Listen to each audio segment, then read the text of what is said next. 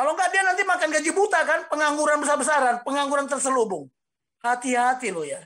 Di birokrasi pun, di militer pun banyak sekarang pengangguran terselubung. Jangan kita pamer reputasi, pamer karakter. Lihat karakter-karakter mereka. Si Saulus itu bukankah tokoh agama Yahudi? Baca di Galatia, tokoh agama. Halo? Nah yang begini-begini. Mana duluan hukum Taurat daripada si Paulus? Nah, kapan hukum itu hadir? Hati-hati loh. Saya udah bilang, jangan ajarkan SWOT. Tidak laku dengan kecepatan teknologi ini. Saya bisa ngomong begini kenapa? Karena saya pelaku. Andre, kamu ikut bantai gini nggak kasihan kau sama ayahmu. Nggak kasihan kau sama ibumu. Kau anak tunggal. Mereka kalau tua-tua sakit gitu gimana? Apa salahnya khilafah? Apa bedanya bela agama dan bela negara? Bela negara mengizinkan agama. Tapi bela agama belum tentu bernegara. Jadi jangan ajarkan yang salah. Kalau kita mengajarkan yang salah, bagaimana murid kita akan berbuat benar? Hai, kemana aja? Kok sekarang baru komen? Macam mana bos-bos kita ini? Gaspol! Gubrak. Oh lala bebe.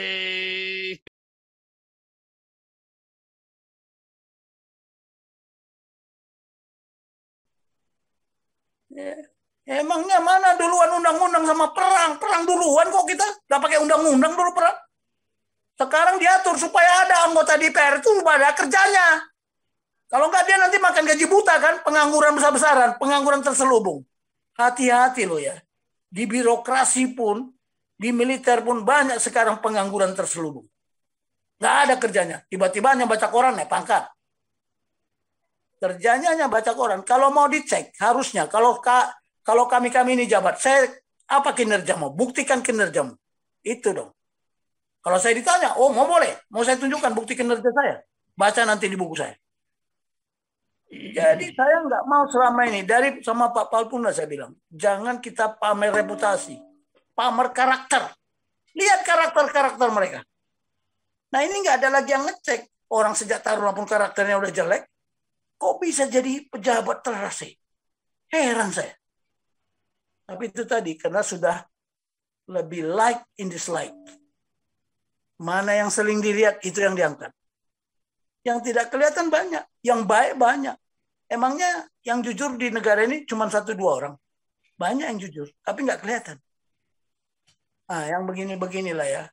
Jangan memaksakan kehendak. Saya nggak memaksakan kehendak saya. Tapi ada patokannya dong. Makanya kan kemarin, begitu saya apa? Tadi juga para pendeta, buka firman Tuhan, ayat sekian. Apa katanya? Bingung kan? Si Saulus itu bukankah tokoh agama Yahudi? Baca di Galatia, tokoh agama. Paling top di apa? Di kerajaan apa ya? Yahudi kan? Tetapi kenapa dia bunuh orang? Kenapa semua Kristen dibunuhin? Karena dia pakai hukum, bukan pakai idenya Tuhan. Kalau idenya Tuhan, tidak boleh kita membunuh orang. Halo? Nah yang begini-begini. Mana duluan hukum Taurat daripada si Paulus? Nah kapan hukum itu hadir? Makanya kita bertanya dengan 6 pertanyaan itu. Mengapa Tuhan menurunkan hukum Taurat? Kenapa enggak hukum Taurat dulu yang ditaruh? Pada mulanya mari kita ciptakan hukum Taurat. Sejak kapan? Nah yang begini-begini kita jangan memaksakan. Hati-hati loh. Saya udah bilang, jangan ajarkan SWOT. Tidak laku dengan kecepatan teknologi ini. Membutuhkan persyaratan. Mana bisa kita bilang stabilitas ekonomi. Kita bilang hari ini ekonomi kuat. Wah nggak sampai besok seminggu udah hancur. Nggak bisa dipakai itu untuk satu program planning nggak bisa. Saya bilang hati-hati tentara. Kalau kamu terjebak dalam itu, wah berat. Karena kita nggak bisa. Sekarang uncertainty. Ya, situasi sekarang udah uncertainty. Tidak ada kepastian. Sedangkan SWOT membutuhkan kepastian. Saya bisa ngomong begini kenapa? Karena saya Panglima, Pak, hati-hati Pak. Kita bilang begini, besok pagi udah berubah. Benar juga kamu, Bing. Loh ya, makanya di militer itu ada laporan situasi. Setiap pagi jam 6 itu udah di meja Panglima. Laporan situasi, keadaan di Indonesia. Semua kodam-kodam, korem, setiap kodim, itu ada laporannya Pak. Jam 6 itu udah di meja Panglima. Itu dalam keadaan rutin, dalam keadaan krisis. Kapan terjadi krisis sudah langsung begitu ada indikasi. Itu kami di militer. Jadi memang sekarang saya tanya, negara mana yang tidak punya militer? Ya mohon maaf, yang sipil-sipil ini ya. Tuhan aja punya pasukannya kok. Nggak ada negara yang nggak punya militer. Oh dulu katanya Swiss nggak ada tentaranya. Waduh, saya ke sana. Ada tentara Swiss. Yang bilang nggak ada siapa? Jadi mohon maaf ya, kita ini kadang-kadang karena kita berada dalam kodok dalam tempurung, kita nggak tahu di atas tempurung itu ada lagi yang lebih luas. Nah, jadi mohon maaf lah, masalah buku ini, ya mohon maaf Pak Paul, saya kemarin nggak bisa ngontrol lagi. Kemarin kita bawa 500, saya tanda tangani 150, saya taruh di ruangan. Ya saya di dalam ruangan nggak ada yang jaga, padahal udah saya tugasi.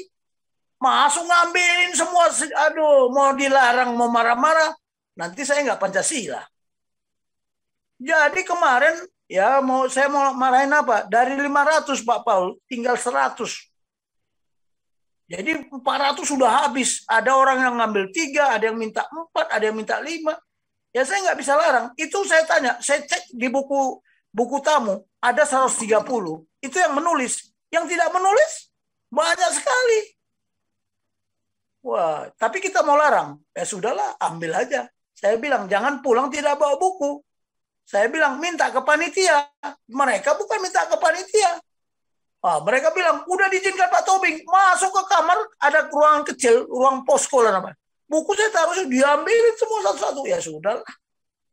Ya udahlah, mereka senang. Ini aja. Tadi datang ke rumah, minta buku ke rumah datang. Pak, saya belum dapat buku. Ya, ini masih ada sedikit. Ambil. Ya, bukan saya nggak mau bagi. Ya, bukan saya nggak mau bagi. Untuk apa saya? Saya simpan-simpan. Makin banyak, makin bagus kan. Nah, kemarin saya bilang sama Pak Panjaitan, Bang, kayaknya ini harus diseminarkan di Senayan. Coba nanti saya bikin term of reference-nya. Cuman sayangnya, ini waktu udah kepepet. Harusnya kalau mau kita seminarkan di Senayan, itu dari bulan September kemarin kita sudah mengajukan proposal ke MPR. Karena di MPR itu banyak anggaran yang harus dicairkan. Nah ini kan peluang. Dulu saya juga pernah seminar di MPR ya. Saya 2 hari awal itu udah kita susun. Kita udah tahu. Wah senang sekali mereka. Semua dia ditanggung sama MPR. Makan ditanggung. Ya, terus gedung diizinkan, semua ditanggung sama dia. Cuman kita hanya mengirimkan surat undangan, ya, ongkos saja, ongkos transport perorangan itu ditanggung. Tapi untuk apa? Untuk Jakarta saja. Jadi 200.000 per orang, hanya untuk Jakarta aja ongkos taksi. Nah, tapi kalau pulang dari mana? Bayangin, Bang, saya dulu itu sampai 300 raja-raja dan sultan hadir. Oh ya? Iya Bang. Cobalah pikirkan. Tapi tunggu dulu. Segera kau bikin buku yang kedua. Masalah kepindahan negarawan. Karena ideologi ini yang kita kembangkan nggak ada gunanya. Tidak bisa dilogoskan kalau tidak ada kepindahan negarawan. Karena kepindahan negarawan inilah menata negara. Bukan ahli hukum tata negara. Ahli menata negara. Kemarin juga saya sampaikan di forum, kita banyak ahli hukum tata negara. Tapi ahli menata negara sangat sedikit. Hampir sedikit. Siapa? Nah, kembali lagi ya. Kalau masalah buku, Pak Paul, kemarin sudah ada yang nawarin, dibikin aja electronic book. Waduh, tunggu dulu. Saya harus analisa. Maksudnya apa? Ada teman-teman saya bilang, jangan Bang. Jangan electronic book. Ada yang bilang, kalau sudah electronic book, hak cipta Bapak nggak usah lagi. Kami beli putus. Waduh, pakai beli putus. Saya juga nggak tahu itu konsep beli putus. Nah, tapi ada yang menasihati saya, jangan Bang, biar aja dulu berjalan normal seperti ini. Nah, ada yang mau beli. Kalau mau beli gimana? Tunggu dulu, kita nggak tahu harganya berapa. Bagaimana harganya? Saya tanya bagian penerbit. Katanya begini, Bang, kalau kita mau jual, minimal itu harganya, minimal ya, minimal 5 kali lipat dari ongkos cetak. Oh ya? Jadi kalau ini 39.500 berarti kan 40.000 ya. Hitungan 40.000. Jadi kalau 5 kali berarti 200.000. Iya, 200.000 kan? Masih wajar sebenarnya. Tapi kalau kita masukkan ke Gramedia, nanti Gramedia yang menentukan harganya, kita nggak bisa. Lah udahlah, tunggu aja lah dulu lah, nanti dirumingkan aja. Saya pusing kepala saya bilang ini aja capek sekali saya, semuanya minta tanda tangan. Habis itu kan semua minta tanda tangan. Tapi betul kalau tanda tangan, sehingga mereka nggak bisa jual kan. Nah, kemarin saya diingatkan juga sama teman saya, Bang hati-hati, dia ngambil buku 10 atau berapa, itu nanti dijual di luar. Aduh, saya nggak kepikiran kayak gitu deh, saya bilang. Udahlah, mau dijual, mau diapa, yang penting semua manusia ini ngerti Pancasila. Loh kan kemarin kekaget-kaget semua. Bapak Hindu, Bapak Buddha. Ya, lihat tuh, Egy Sujana ngomong seperti itu. Dengar nggak? Hindu Trimurti, Kristen Trinitas, Buddha tidak jelas. Taunya Amitabha. Waduh, setelah saya tanya umat Buddha, kenapa sih konsep ketuhanan kalian seperti apa? Tuhan kalian siapa? Mereka bilang, Tuhan kami namanya Nirvana. Oh, jadi bukan Buddha Siddhartha? Enggak. Yang bilang Siddhartha Gautama, Tuhan kami siapa?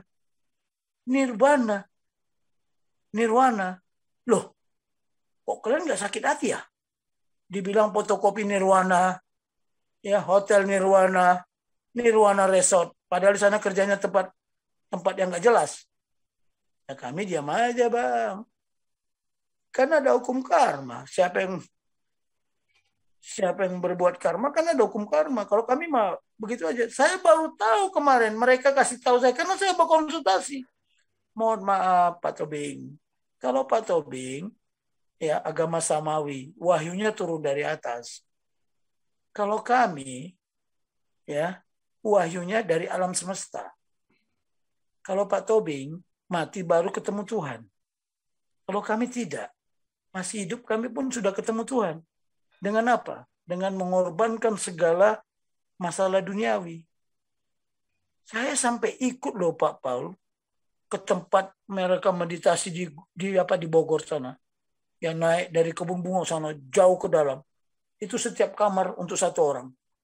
Mereka hidup di situ. Tidak ada, bahkan di situ ya makan aja disediakan. Dan nggak boleh ribut, nggak boleh ngomong. Coba bayangin. Nggak boleh ngomong. Tapi mau ikut meditasi, ini saya siapkan kamar. Biar Bapak merenungkan kesalahan Bapak, apa semua segala mau. Oh gila ya. Lah terus kalian hidup begini.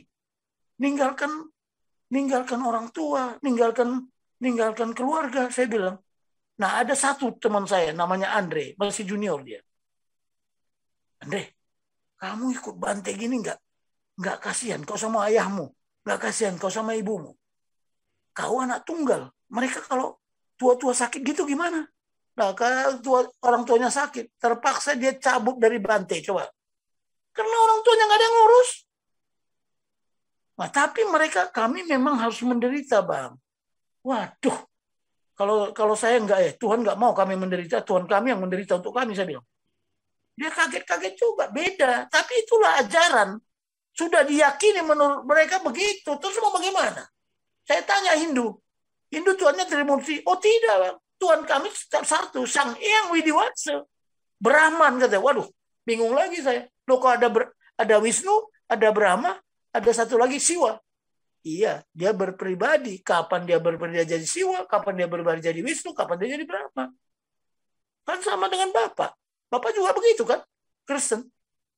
Nah sekarang coba. Egy Sujana itu berpikir atau enggak? Siapa? Si Yosua Tehu.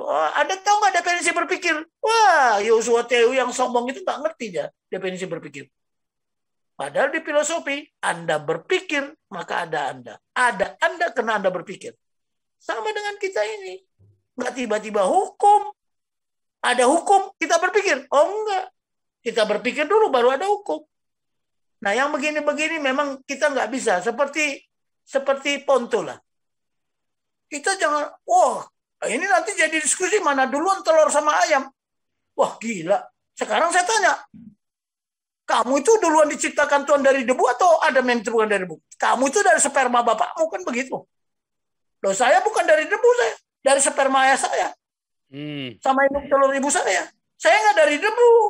Jangan salah. Betul. Walaupun saya nanti kembali ke debu. Yang diciptakan dari debu itu cuma Adam. Hawa aja bukan diciptakan dari debu. Jadi jangan mendiskusi mana duluan telur, mana duluan ayam. Ya kembali dulu, Tuhan menciptakan telur nggak? Kapan Tuhan menciptakan telur? Nah yang kembali begitu-begitu itulah kita berdialog, tapi nggak ada standarnya. Kan Ponto, what is name? Nama, apa arti sebuah nama?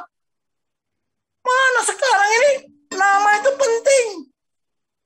Ideologi syariah atau ideologi Pancasila? Mana yang mau dipakai? Mana nama mana? Oh nggak penting. Nama syariah sama aja kami Pancasila kok. Waduh, kan ada kemarin mau saya minta sama Pak Paul itu. Apa salahnya khilafah? Khilafah begini-begini. Nah, makanya kemarin saya bilang, kita mau negara beragama atau negara yang berketuhanan yang Maha Esa. Apa bedanya bela agama dan bela negara? Bela negara mengizinkan agama. Tapi bela agama belum tentu bernegara. Hati-hati. Sekarang ini sudah perang bukan antara state actor dengan state actor. Antara state actor dengan non-state actor. Dan ini lebih banyak. ISIS itu state actor? ISIS. Oh enggak. Dia non-state actor. Karena nggak ada negaranya. Dia ingin membentuk negara. Nah yang begini-begini tolong. Kan sudah saya katakan. Geopolitik pun sudah berubah. Geopolitik bukan yang fisik lagi. Sudah geopolitik mindset. Mindset kita yang dihantam. Wilayah itu bukan secara fisik lagi. Oh itu nyata. Daratan sekian kilometer. Enggak. Sudah wilayahnya sudah wilayah otak kita ini. Mindset kita itulah wilayah sekarang. Peperangan itu sudah berbahaya. Tuhan sudah bilang lagi. Peperangan itu roh-roh di udara. Roh-roh di udara masuk ke mindset kita kan begitu. Jadi ini memang kompleks ya sekarang ini. Kompleks. Tapi saya justru kasihan sama adik-adik. Karena dia hidup di era mana? Apa adik-adik ini merasakan bagaimana hidup di Orde Lama? Apakah adik-adik ini merasakan ketika hidup di Orde Baru? Apa di Orde Reformasi? Saya masih beruntung. Masih beruntung 3 orde ini bisa saya rasakan. Makanya kemarin saya bilang, saya beruntung juga. Saya menerima pelajaran Pancasila yang masih saya simpan dan saya ingat-ingat. Saya menerima langsung dari Profesor Dr. Notonegoro Susanto. Sekarang saya tanya, generasi muda yang politikus-politikus, dia terima langsung atau dia dari turun ke temurun? Di sini kita bilang jatuh motor, sampai ke ujung sana yang jatuh botol. Di sini kita bilang botol yang pecah, sampai di sana motor yang pecah. Ini sekarang, hati-hati loh kita. Jadi jangan ajarkan yang salah. Kalau kita mengajarkan yang salah, bagaimana murid kita akan berbuat benar? Saya di militer sangat-sangat urgent. Karena kami, latihan baris berbaris saja udah nyawa taruhannya. Latihan baris berbaris saja nyawa. Karena pakai senjata. Begitu pundak kiri senjata, salah, kena kepalanya. Bisa kena, mati nggak dia? Bisa mati nggak? Bisa. Begitu senjatanya nggak dikosongkan dulu, atau meledus, kena kawannya. Jadi militer, setiap langkah itu udah nyawa taruhannya. Makanya kalau jadi militer sudah jelas. Pertama, bisa tetap utuh. Yang kedua, bisa ada cacat. Yang ketiga, bisa mati. Saya selalu kalau pasukan saya bilang, kita kalau pergi berangkat operasi, kemungkinannya, pertama, kita kembali utuh. Kedua, kita kembali cacat. Yang ketiga, tinggal nama. Nah, sekarang seperti Pak Panjaitan kemarin bilang apa? Sampai kapanpun darah saya tetap menggelegar. Tapi apakah semua sekarang begitu? Enggak. Karena sudah masuk kadun-kadun. Kenapa? Karena sudah berubah sistemnya. Dulu kalau enggak SMA Paspal, SMA umum enggak boleh masuk Taruna. Sekarang lihat, dari pesantren-pesantren boleh, dari yayan-yayan boleh. Karena udah berubah aturan main. Dulu nggak bisa, harus SMA umum. Harus paspal. Sekarang SOS juga boleh. Akhirnya apa? Kenapa orang ilmu pasti yang harus masuk tentara? Karena dengan dia punya matematik yang bagus, pengambilan keputusannya minimal mendekati ketepatan. Cepat dan tepat. Tapi kalau SOS, pertimbangan terlalu banyak, berbelit-belit. Itulah gubernur Lamhanas. Karena dia anak pahlawan revolusi. Dia bukan SMA paspal. Karena dia anak pahlawan revolusi dimasukkan. Sampai sekarang juga begitu kan. Sebentar lagi mau duta besar. Nggak tahu jadi duta besar apa enggak. Jadi yang begini-beginilah. Karena ada Tepo Seliro, ada ya gimana lah. Ya memang kita menghargai orang tuanya. Tapi apakah kita ini tidak berjuang? Ayah saya juga angkatan 45 kok. Berjuang juga.